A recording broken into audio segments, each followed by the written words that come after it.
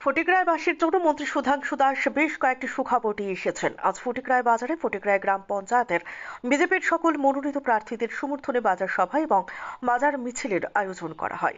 এখানে মন্ত্রী সুধাংশু দাস বক্তব্য রাখতে গিয়ে বললেন, এলাকায় বিগত 25 বছরে সিপিআইএম দল যা করতে পারেনি বর্তমান সরকারের আমলে করে দেখানো হয়েছে। মন্ত্রী আরো বলেন, কুমারঘাট এলাকার সায়দারবাড়ি এবং আশ্রমপল্লী ফটিকরায় বাজারকে একসাথে যুক্ত করার জন্য ফটিকরায়ের মনু নদীর উপর একটি পাকা সেতু নির্মাণ করার পরিকল্পনা হাতে নিয়েছে। ইতিমধ্যে সেই পরিকল্পনাগুলো বাস্তবে রূপ দিতে আগামী কয়েকদিনের মধ্যে সেই সেতুটির কাজ শুরু হতে যাচ্ছে বললেন মন্ত্রী সুধাংশু দাস। সেতুটি নির্মাণ করতে প্রায় 4 কোটি টাকার অধিক বাজেট রয়েছে। মন্ত্রী আরো বললেন, সকল যুবকদের মাঠমুখী করতে ফটিকরায় স্কুল মাঠকে আরো উন্নত মানের রূপ দিতে ফটিকরায় মাঠকে নতুনভাবে সাজানোর পরিকল্পনা রয়েছে। মাঠের চারপাশে থাকা পাকা ড্রেন নির্মাণ করা হবে। অত্যন্ত বড় বড় ফুটবল টুর্নামেন্ট, ক্রিকেট টুর্নামেন্ট, মিলন মেলা আয়োজন করা যায়। তাই দর্শকদের সুবিধার্থে ফটিকরায় মাঠে আরো বেশ কয়েকটি গ্যালারি তৈরি করা হচ্ছে বলে জানান মন্ত্রী। বহিরাজ্য থেকে যারা ফটিকরায় আসেন তাদের জন্য ফটিকরায়ে গেস্ট হাউস বানানোর পরিকল্পনা হাতে নিয়েছেন মন্ত্রী সুধাংশু দাস। সেগুলো বাস্তবে রূপ দিতে আগামী কয়েকদিনের মধ্যে সেগুলোর কাজ শুরু হতে যাচ্ছে। আগামী ত্রিস্তর পঞ্চায়েত নির্বাচনকে সামনে রেখে আগামী 8ই আগস্ট সকল ভোটারদের মন্ত্রী সুধাংশু দাস বললেন, আপনারা আপনাদের নিজের মনকে প্রশ্ন করবেন, এরপর ভোট সেন্টারে গিয়ে ভোট প্রদান করবেন। মন্ত্রী সুধাংশু দাসের পুরোপুরি বিশ্বাস যে আগামী 12ই আগস্টের ত্রিস্তর পঞ্চায়েত নির্বাচনের যে ফল প্রকাশ হবে সেই ফল প্রকাশে বিজেপির সকল মনোনীত প্রার্থীরা বিপুল ভোট পরিমাণে জয়লাভ করতে যাচ্ছে। কাছে দূরে বসেও যারা আপনারা আমাদের বক্তব্য শুনছেন, আপনাদেরকেও আজকের এই সভা থেকে আমরা স্বাগত জানাচ্ছি। সাথে আপনারা জানেন, আগামী 8 আগস্ট ত্রিপুরা রাজ্যের ত্রিস্তর পঞ্চায়েত নির্বাচন অনুষ্ঠিত হবে।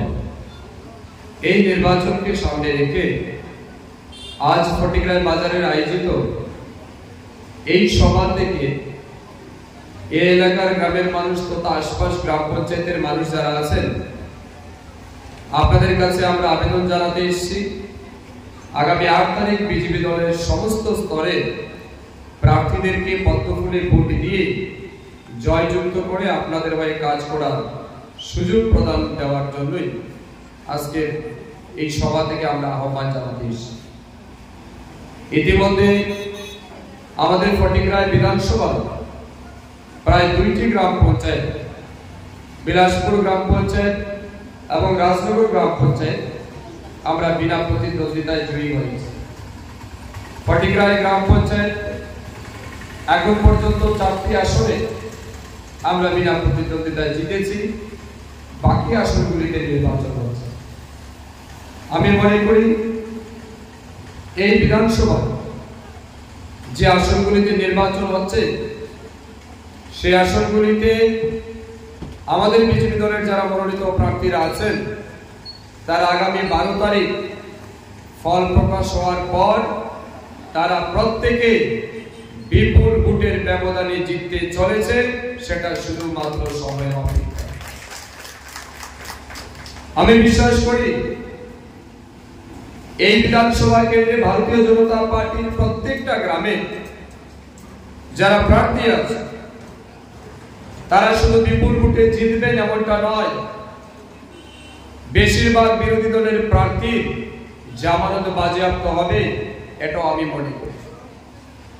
কারণ আমরা দেখেছি এই পঞ্চায়েতের নির্বাচনে কংগ্রেস নিজেদের অস্তিত্ব রক্ষা করার জন্য, নিজেদের দলীয় প্রতীক চিহ্নকে রক্ষা করার জন্য তারা নামে মাত্র প্রার্থী দিয়েছে এবং প্রার্থী দিয়ে তারা বিভিন্ন গ্রামে যারা প্রার্থী হয়েছেন তারা প্রচার করছেন না, তাদের পক্ষে প্রচার করার মতো লোক পাওয়া যাচ্ছে না।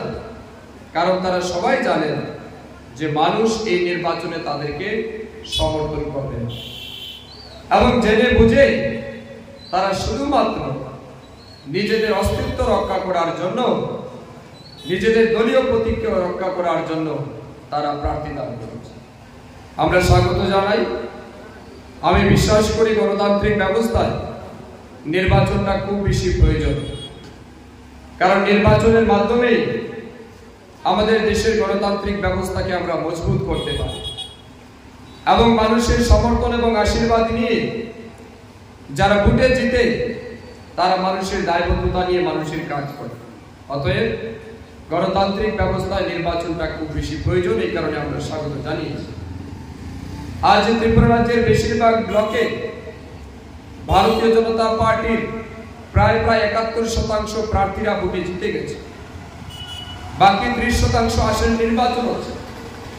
তার মধ্যে সবচেয়ে বেশি নির্বাচন আমাদের এই ঊনকোটি জেলার মধ্যে হচ্ছে। এবং আমি এই বিধানসভার বিধায়ক এবং মন্ত্রী হিসাবে আমাদের দলীয় সমস্ত কর্মীদেরকে আমরা বলেছি যে বিরোধী রাজনৈতিক দলের পক্ষ থেকে যে বা যারা প্রার্থী হতে চায় তাদেরকে আমরা স্বাগত জানিয়ে আমরা নির্বাচনে লড়াই করি। এবং সেই অনুযায়ী আজ আমাদের বিধানসভার 16টি গ্রাম পঞ্চায়েত নির্বাচনে আমরা অংশগ্রহণ করেছি। পঞ্চায়েত সমিতির সবগুলি আসনে আমরা লড়াই করছি। জেলা পরিষদের সবগুলি আসনে আমরা প্রার্থী দিয়ে বিরোধীদের সাথে আমরা স্বাগত জানিয়েছি নির্বাচন। এটা ঠিক, তারা প্রার্থী দিয়েছে কিন্তু জনসমর্থন তাদের কাছে নাই। এই ফটিকরায় বাজারে ক্রেতা বিক্রেতা কাছে দূরে বসে যারা আমাদের আলোচনা শুনছেন, আমি আপনাদের কাছে আবেদন রাখব, আগামী 8 তারিখ যখন আপনারা ভোট সেন্টারে যাবেন, ভোট সেন্টারে গিয়ে ভোট দেওয়ার আগে নিজেকে প্রশ্ন করুন